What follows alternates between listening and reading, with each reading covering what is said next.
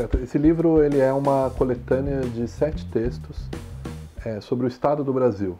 O Estado do Brasil aqui significando duas coisas. De um lado, essa jurisdição política que se formalizou no Brasil no início da colonização, com a vinda do governo geral, em 1549, se cria um espaço político que envolve as capitanias que haviam sido criadas algumas décadas antes, e esse espaço político e o poder que estrutura esse espaço político é denominado o Estado do Brasil. Por outro lado também, são 7 textos que procuram investigar a formação de instituições, de práticas de poder, de processos, de agentes interagindo para criar uma situação de formação do Estado português na América, que é a forma como a colonização estrutura a sua dominação, a sua dimensão política nesse espaço no ultramar.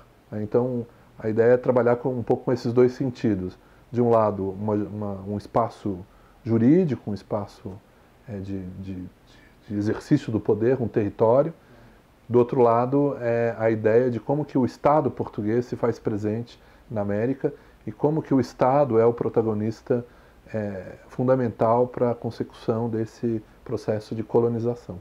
Bem, o livro está voltado mais para Salvador, a Bahia, né, no século XVII, mas, na verdade, eu recuo um pouco para o início do século XVI, para meados do século XVI, quando é criada a cidade de Salvador, com a vinda do governo geral em 1549.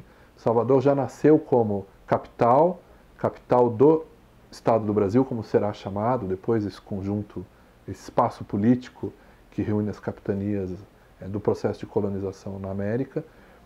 Salvador nasce não só como capital desse espaço político, mas também cidade-fortaleza e capital da capitania da Bahia. Cidade-fortaleza porque Salvador foi projetada, pensada desde o início como uma cidade fortificada, militarizada, na lógica da militarização que acompanha todo o processo de colonização. E o governo geral, que era ocupado pelo governador-geral, ele é ao mesmo tempo governador-geral do Brasil, ele é ao mesmo tempo capitão-general, ele tem um controle militar, deve ter, né? E ao mesmo tempo ele encabeça um sistema político que envolve outras instituições, como a provedoria-mora, ouvidoria.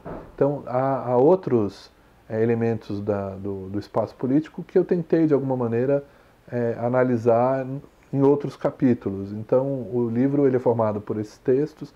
Então, eu reuni todos esses textos e tentei, na verdade, reescrever alguns deles de modo a dar um pouco mais de suavidade à leitura e para que os textos tivessem um pouco mais de integridade. Mas, de toda maneira, o leitor pode e deve muito bem ler cada capítulo separadamente de acordo com o seu interesse, na medida em que eles são pensados, cada um com uma temática específica. Mas há uma linha que percorre todos eles, que é a história do Estado geral, do Estado do Brasil, a história do governo geral, a história da Bahia, e o século XVII é um momento mais estudado, mais pesquisado ao longo do livro.